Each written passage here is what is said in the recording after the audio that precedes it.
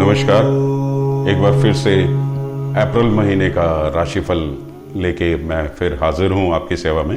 मुझको कई लोग लिख रहे हैं कि आप जो इंट्रोडक्शन है, जो पंचांग से संबंधित और अन्य जानकारियां जो आप पेश करते हैं वो बहुत विस्तृत होती हैं, किंतु राशि विशेष के लिए थोड़ा मैटर कम पड़ जाता है।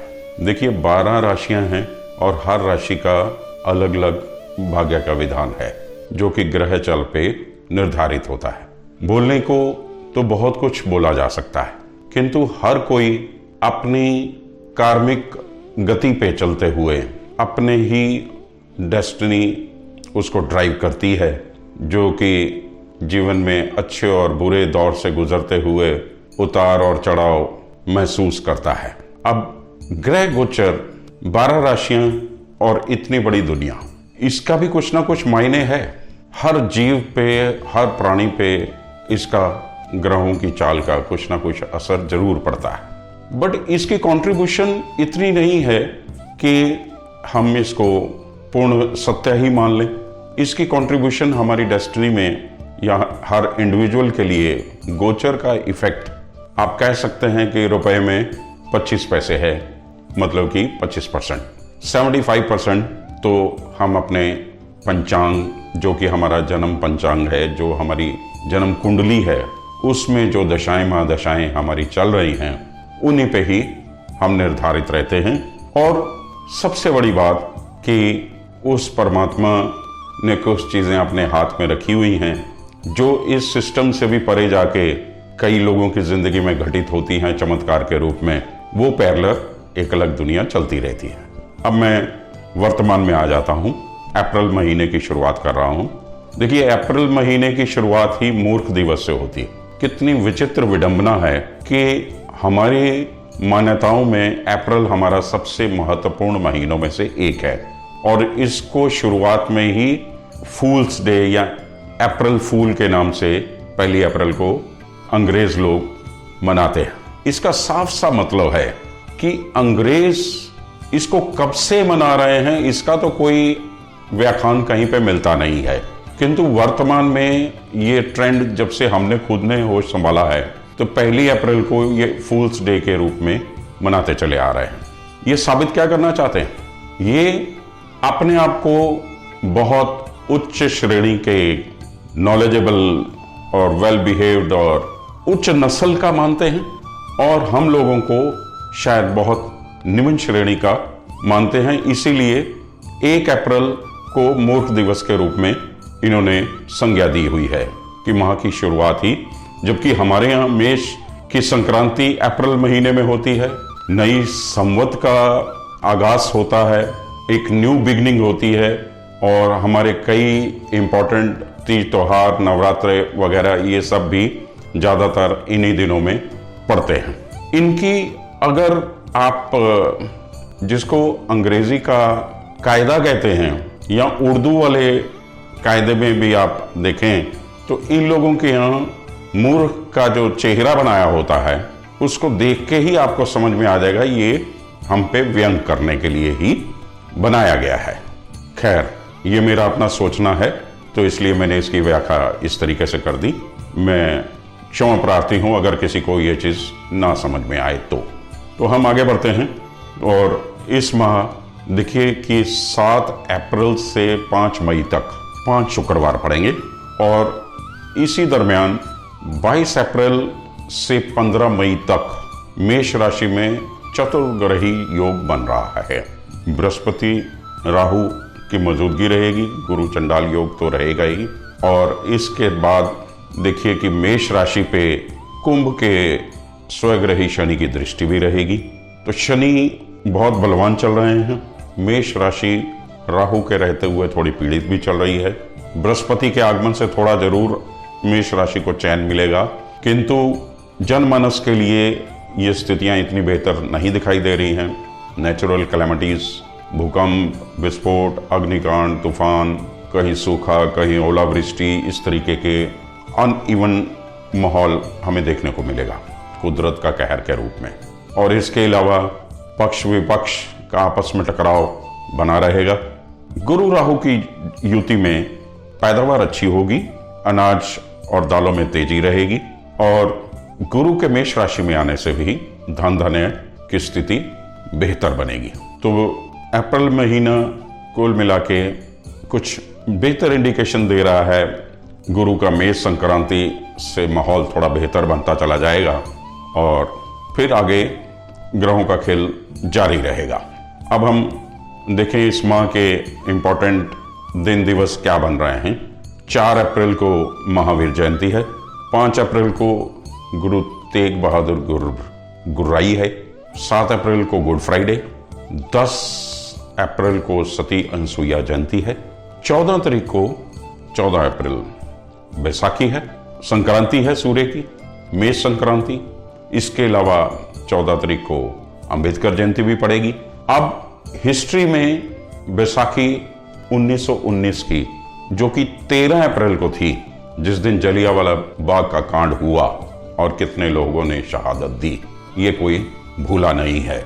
बैसाखी के दिन ही सिखों के 10वें गुरु महाराज श्री गुरु गोबिंद सिंह जी ने खालसा पंथ की नींव रखी थी, और ये दिन संक्रांति के लिए बहुत ही महत्वपूर्ण माना जाता है। इसके बाद 22 अप्रैल को भगवान परशुराम जी की जयंती है।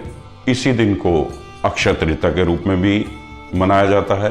अबुझ मुहूर्त रहता है, कोई भी शुभ कार्य बिना मुहूर्त के किए जा सकते हैं। अति शुभ दिनों में गिनती होती है।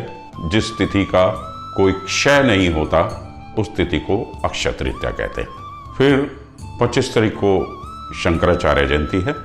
26 को माँ गंगा जयंती, 28 को माँ बगलामुखी जयंती और 29 को सीता माता की माता जानकी जयंती के रूप में मनाई जाती है। इसके अलावा दक्षिण भारत में 6 अप्रैल को हनुमान जयंती मनाई जाएगी। 6 अप्रैल को चैत्र मास की पूर्णिमा पड़ेगी। 20 अप्रैल को अमावस और 22 अप्रैल को ईद उल फितर, रमजान खत्म हो जाएगा और खीर वाली ईद उल फितर के नाम से मनाई जाती है। मुस्लिम समुदाय के अलावा सभी लोग भारतवर्ष में इसे मिलजुल के सेलिब्रेट करते हैं। ये तो थे त्योहार और अन्य इम्पोर्टेंट दिवस। अब हम ग्रहों की स्थिति पे भी चर्चा कर लेते हैं। मासारम में सूर्य मीन में रहेंगे और 14 तारीख को मेष संक्रांति करेंगे, और मासारम में चंद्रमा कर्क में रहेंगे और 12 राशियों का भ्रमण करते हुए मासन तक सारी राशियों में घूम जाएंगे। मंगल जो कि बहुत लंबे समय तक वृषभ राशि में रहे, वो पिछले महीने मिथुन राशि में चले गए, तो ये महीना पूरा मिथुन में ही रहेंगे। बुध 31/3 को मेष राशि में आ चुके और मेष राशि में ही रहेंगे और 21 अप्रैल को वक्री हो जाएंगे। गुरु मीन राशि में अपनी यात्रा समाप्त करेंगे और 21 अप्रैल को मेष राशि में प्रवेश कर जाएंगे। शुक्र मेष राशि में ही रहेंगे और वृषभ राशि में 6 अप्रैल को चले जाएंगे। शनि कुंभ राशि में, राहु मेष में और केतु तुला राशि में रहेंगे। तो ये है ग्रहों की स्थिति। तो अब हम विभिन्न राशियों से संबंधित राशिफल का शुरुआत करते हैं। कुंभ राशि। कुंभ राशि के स्वामी शनि राशि पर से ही गुजर रहे हैं। बहुत बेहतरीन स्थिति है। बेशक शनि की साढ़सती लगी हुई है, किंतु स्वयं रही शनि आपके खर्चे के घर को छोड़ के आपकी राशि पर आ चुके हैं। तो साढ़सती का ये वाला दौर, शनि चूंकि स्वयं रही है, कोई भी ग्रह अपने घर को खराब नहीं करता है, तो आपकी राशि को बल मिल रहा है। तो उस स्थिति को अगर हम मान के चलें तो बहुत ही उत्तम स्थिति है शनि की। अब बृहस्पति आपके लिए आय और धन दोनों के स्वामी है। वो आपके स्वग्रही बृहस्पति द्वितीय स्थान में, सप्तमे सूर्य के साथ। अब संक्रांति पे सूर्य पराक्रम भाव में चले जाएंगे और पीछे पीछे 21 तारीख को बृहस्पति भी पराक्रम भाव में आ जाएंगे, जहां पे राहु बुध पहले से विराजमान है। स्थिति ये बन रही है कि आपके पराक्रम में वृद्धि होगी और आपके पार्टनरशिप हाउस दृढ़ होगा। मियां बीवी की रिलेशनशिप में भी जो पीछे कोई नोक झोंक या थोड़ी आपसी तालमेल की कमी आई होगी, तो वो भी बेहतर होने जा रही है। जब बृहस्पति आ जाएंगे तो राहु के दोष को काट देंगे। राहु एक नेगेटिविटी जनरेट करने वाले प्लैनेट जरूर हैं, किंतु बृहस्पति का आगमन राहु को शांत कर देगा। तो राहु की जहां नेगेटिव दृष्टि है, वहीं बृहस्पति की पॉजिटिव दृष्टि है। तो कहीं जिनकी शादी नहीं हुई है उनके लिए समय बहुत उत्तम हो जाएगा, रिश्ते बनने लग जाएंगे। कहीं रुके हुए कार्य हैं वो भी बनने लग जाएंगे। व्यापारी वर्ग के लिए भी समय बहुत बेहतर हो जाएगा और जीवन साथी का भरपूर सहयोग आपको प्राप्त होगा। दशमेश मंगल, तृतीयेश मंगल आपके पंचम भाव में बैठे हुए हैं। पांचवें भाव का मंगल आदमी को तार्किक बना देता है। थोड़ी बहसबाजी अवॉइड करें, अपने आप को ही मत समझें कि भी मैं बहुत चतुर हूँ। आप बहुत ज्ञानी हैं, इसमें कोई दो शक नहीं है। कुंभ राशि 12 राशियों में बहुत इंटेलिजेंट राशियों में गिनती होती है, बहुत गहराई की सोच रखने वाली होती है, किंतु मंगल एक उग्र ग्रह है, वो विवाद खड़ा कर सकता है। अगर आप पेशे से वकील हैं तो वाद विवाद तो आपके बिजनेस का हिस्सा है, तो उत्तम स्थिति है, कोई दिक्कत नहीं है।